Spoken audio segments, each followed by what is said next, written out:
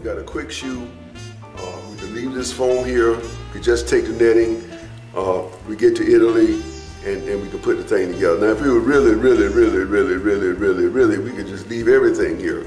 Go to Italy, you know, go to the hardware store, buy the materials, get a little something to cut the foam with and all that, and just build the thing there. You know, it shouldn't take no more than a couple of hours to build one of these water shoes. So you can't do, but you know, you have to watch it. You get there and, you know, the store's closed and this and that and all that. Maybe you want to carry something, or as much as you can. But these shoes are not a solid piece. These shoes are made in a section, and we want to show you that your first water shoe, we want you to make it in a section. We want to make it in a section.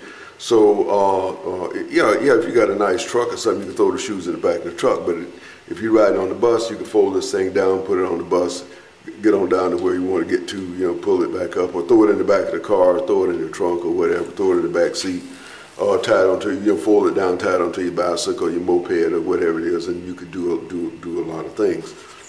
And we want to keep that in mind. And now, and another thing,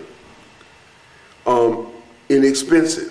Here again, one of the ninja traits. We want something that's inexpensive, because in a lot of cases we go in one way. Say we go into Spain, but after we leave Spain, we're going to France. Now we're not going to be out in the water in France. We're going to go out to the nightclubs and this and that and all this stuff, and go to the Palais Vaugier, you know, and go to the Louvre, and go to you know, some other place there in France there, and do some other things to the Louvre, and, you know, other little museums and all kind of stuff like that. But we don't want to be dragging all this stuff around. So because it's inexpensive, we go to Italy, do the lake and the river and all this stuff, and then what we can do? Leave it there. Give it to one of the kids as a present. Hey kid, you know, here's a water shoe for you. Leave the thing there, because it's inexpensive. It don't cost no more than a wristwatch, or less than an inexpensive wristwatch, you know, whatever.